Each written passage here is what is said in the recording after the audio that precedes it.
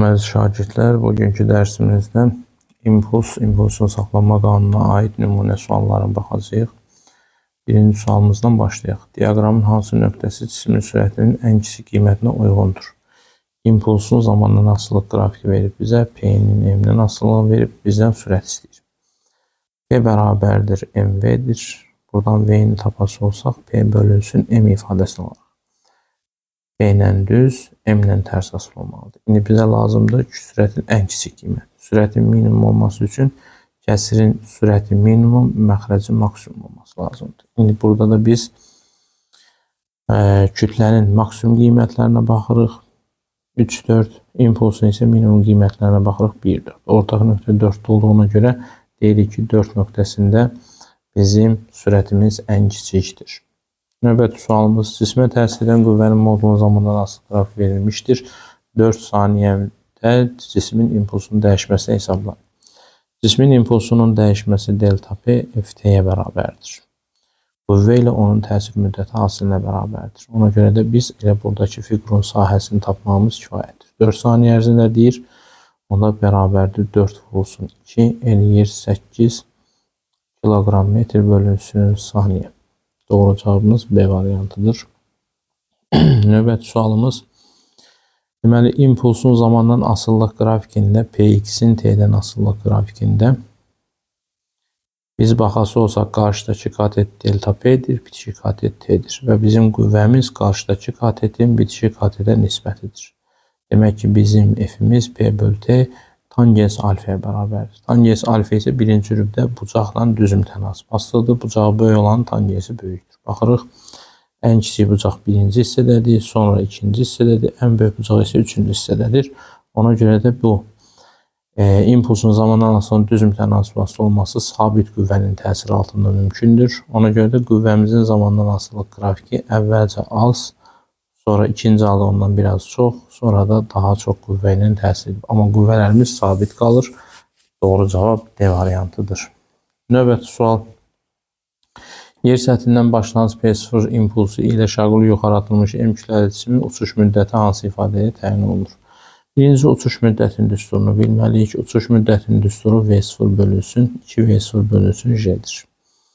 Bizim impulsumuz, başlanğıc impulsumuz mv0'dır. Onda v0'ın yerinə p0 bölünsün m ifadəsini yaza bilərik. Onda bizim uçuş müddətimizin düsturu 2p0 bölünsün mg düsturu ilə hesablanır.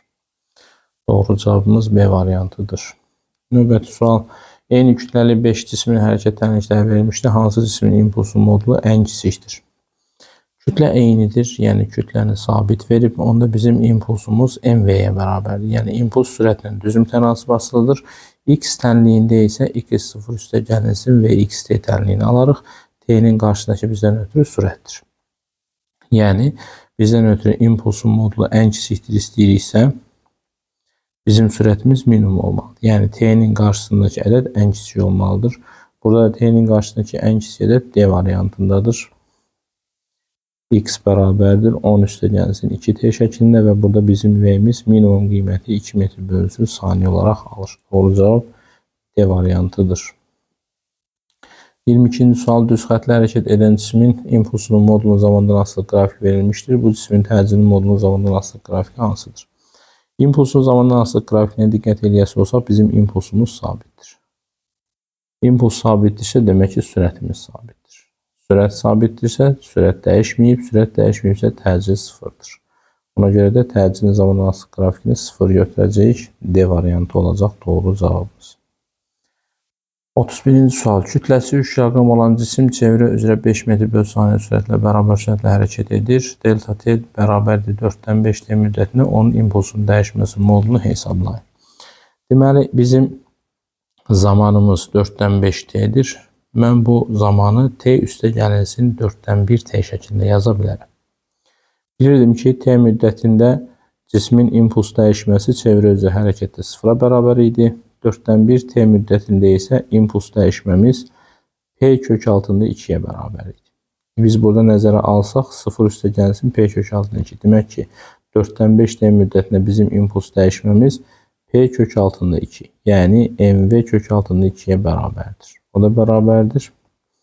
M-imiz 3'dür, V-imiz 5'dir. edəcək 15 kök altında 2. Doğru cavabımız B variantıdır. Növbəti sual. Cismə təsir edən əvəzləyici qüvvənin zamandan asılı qrafikinə görə 5 saniyə ərzində onun impulsunun dəyişməsini hesablayın. İmpulsun dəyişməsi ft-dir. Yəni biz bunu S fiqur yaza bilərik. 5 saniyə ərzində bir bu fiqurumuz var, bir də bu fiqurumuz var. Ona görə də bizim delta P'miz bərabərdir. Birinci 8 vur 2. Üstə gəlsin, ikinci halda isə 3 saniyədir və qüvvəmiz də 4'dür. 3 vurulsun 4. 16 üstə gəl 12 eləyəcək 28 kiloqram metr böl saniyə. Doğru cavabımız C variantıdır. Növbəti sual. Cismin impulsu zamana görədir, qanun ilə dəyişir. 3-cü saniyənin sonunda cismə təsir edən əvəzləyici qüvvə. Bizim əvəzləyici qüvvəmiz delta P bölünsün T idi. Yəni P'nin zamana görə birinci tərtib törəməsi idi. Yəni biz P bərabərdir 2T kvadrat üstə gəlsin 5T tənliyindən törəm alacaq. Onda bizim F'imiz bərabərdir 2T kvadratı üstə gəl 5T. 2T kvadratının törəməsi 4T eləyir. 2 gəlir qarşıdakına vurur, üstü bir bayda azalır. 5T'nin törəməsi isə 5'dir. Yəni bizə zamanı 3 deyir. Onda F'imiz bərabərdir 4 vur 3 üstə gəl 5. Eləyəcək 17 Newton. Doğru cavab C variantıdır. Növbəti sualımız 2 kiloqram kütləli cisim çevrə boyunca 4 metr bölü saniyə sürətlə bərabər sürətlə hərəkət edir. Dönmə bucağı 90 dərəcə olduqda cismin impulsunun dəyişməsi. Bizim fi'miz 90 dərəcə olduqda bu o demək idi ki, zamanımız periodun 4'dən biridir. Zamanımız periodun 4'dən biri olanda impuls dəyişməmiz P kök altında 2. Yəni MV kök altında 2'yə bərabər olur. O da bərabərdir 4 vur 2 kök altında 2. O da eləyəcək 8 kök altında 2. Doğru cavabımız B variantıdır. Növbəti sual. Kütləsi 8 kiloqram olan cismin koordinatı zamandan asılı şəklindədir. Cismin impulsunu hesablayın. Deməli, cismin impulsu P bərabərdir MV'dir. Bizim tənliyimizdə 4 üstə gəlsin 2T tənliyində sürətimiz 2 metr bölünsün saniyədir. Kütləmiz isə 8 kiloqramdır. Onda MV düsturuna əsasən 8 vurulsun 2 eləyər 16 kiloqram metr böl saniyə. Doğru cavabımız E variantıdır. Növbəti sual. 0,3 kiloqram kütləli top deyir, divara 50 ilə gedir və divardan 30 ilə qayıdır.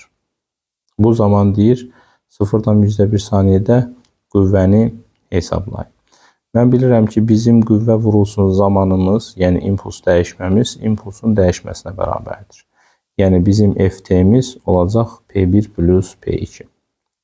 Minusdan yazacağıq, proyeksiyanı nəzərə alanda bu ikinci cisimimiz X oxun əksinə getdiyi üçün o plus olacaq. Bizə lazımdır qüvvəni tapmaq. Ona görə P1 plus P2 bölünsün T ifadəsindən istifadə edəcəyik. P1'imiz 0,3 vurulsun 50, üstə gəlinsin 0,3 vurulsun 30. Bölünsün 0,1. Bu eləyər 15. Üstə gəlinsin bu eləyər 9. Bölünsün 0,1. Bu da eləyir bizdən ötürü 24, 200, 2400. Doğru cavabımız A variantıdır. Növbəti sualımız.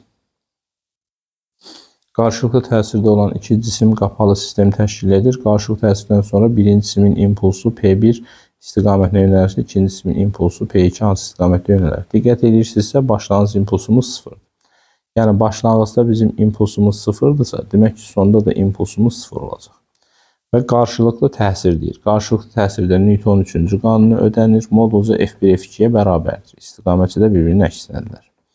İndi qüvvəmiz eynidir. Başlanğıc impulsumuz 0'dır. Onda bizim impuls dəyişməmiz elə son impulsdur. O da bizdən ötürü FT-yə bərabər olur. Yəni impulslarımız modulca bərabər olacaq. İndi impulslar modulca bərabər istiqamətcə əks olması lazımdır ki, yekun impulsumuz 0 olsun. İndi bizim birinci cisimin impulsu yuxarı yönəlirsə, onda ikinci cisimin impulsu onun tam əksinə yönələcək və modulca da ona bərabər olacaq. Ona görə də doğru cavabımız olacaq 3 istiqaməti A variantı. Növbəti sual. Qapalı sistem təşkil edən və bir-birlə qarşılıqlı təsir. Yəni bir-birlə qarşılıqlı təsir deyəndə avtomatik bizim impulsumuz sabitdir. İmpuls sabitdirsə, bu cisimlərin impulslar arasında hansı münasibət doğrudur? Yazacağıq P1 bərabərdir P2. Doğru cavabımız olacaq C variantı. Növbəti sual. Şaquli yuxarı atılmış mərmi trayektoriyanın ən yuxarı nöqtəsində kütlələri M1 və M2 olan ən yuxarı nöqtə o deməkdir ki, başlanğıc sürətimiz 0 olacaq. Yəni bu cisim iki qəlpəyə ayrılmazdan qabaq başlanğıc sürəti 0 olacaq. Dayanacaq, sonra partlayacaq. Ona görə başlanğıc sürətimiz 0-dır. Onda impuls dəyişməmiz elə son impulsa bərabərdir. O da F-dir. Yenə qarşılıq təsir olduğuna görə o impulsumuz nədir? Sabitdir. İndi deyir ki, qəlpələrdən birinin sürəti V olarsa, digərinin sürətini tapın. Deməli, bizim impulsumuz MV-yə bərabər olacaq. Buradan V-in təyin edilsə P bölü M. Onda bizim V-miz M-lə tərs mütənasibətli olacaq. Yəni V1 bölü V2 bərabərdir M2 bölü M1. V1-i V verib, V2-ni bilmirik. M1-imiz M-dir. M2-miz isə 2M-dir. Onda buradan V2 bərabər olar V bölü 2. Doğru cavabımız B variantıdır. Növbəti sualımız. Cisim deyir 30 metr bölünsün saniyə sürətlə şaquli yuxarı atılıb və 2 saniyə sonra daxili partlama nəticəsində 3 dənə qəlpəyə bölünür. 2 qəlpə yana gedirsə, avtomatik 3-cü qəlpəmiz yuxarı gedəcək. Çünki bu cisim hərəkətə davam etdiyi müddətdə qəlpə 3 hissəyə parçalanmışdı, partlamışdı. Və partlamazdan qabaqki, yəni 2 saniyə sonra cismin başlanğıc impulsu nədirsə, son impulslar son impulsların cəmi həmin impulsa bərabərdir. Gəlin əvvəlcə V0 çıxılsın, JT düsturuna əsasən cismin partlamazdan qabaqki sürətini tapaq. 30 çıxılsın, 10 vurulsun 2. Böyləcə 30 çıx 20 olur 10 metr bölünsün saniyə. Və cismin kütləsi də 4M-dir. Ona görə də başlanğıc andakı bizim impulsumuz 4M vurulsun 10-dur. Yəni 40M-dir. Demək ki, bizim 40M-imiz istiqamət olaraq P1 plus P2 plus P3-ə bərabər olmalıdır. İndi diqqət eləsəz, P1 ilə P2 bir-birinin əksinədir və modulca da bərabərdirlər. Bunu belə yazacağım, 40M bərabərdir. P1-imizin kütləsi 2M-dir. Mənfi ilə yazacağım, çünki X oxun əksinə gedir. 2M-dir, sürəti isə V-dir. Üstə gəlsin, ikinci cisim kütləsi M-dir, sürəti 2V-dir. Üstə gəlsin, üçüncü cisim kütləsi M-dir, sürətini bilmirəm. Artıq bu 2 MV-lər bir-birini islah elədi. Onda MV iştiriximiz bərabər olacaq 40M-ə. Onda V iştirix bərabər olacaq 40 metr bölünsün saniyə. Demək ki, bizim üçüncü cisimimiz 40 metr bölünsün saniyə sürətindən şaquli yuxarı atılmış olacaq. 40 metr bölünsün başlanğıc sürətlə şaquli aşağı yox, şaquli yuxarı hərəkət edər. E variantı doğru cavabımızdır. Bu qədər şagirdlər. Kanalımıza abunə olmağı unutmayın, bəyənin, paylaşın ki, digər şagirdlərimiz də faydalana bilsin. Yenə də təkrar deyirəm, hər səfər deyirəm, kimə hansı sualların izahları vacibdirsə, həmin sualları şərh bölməsində qeyd edə bilərsiniz ki, mən də vaxt etdikcə həmin sualların izahını sizə kömək məqsədi ilə izah edin. Sağ olun, təşəkkürlər.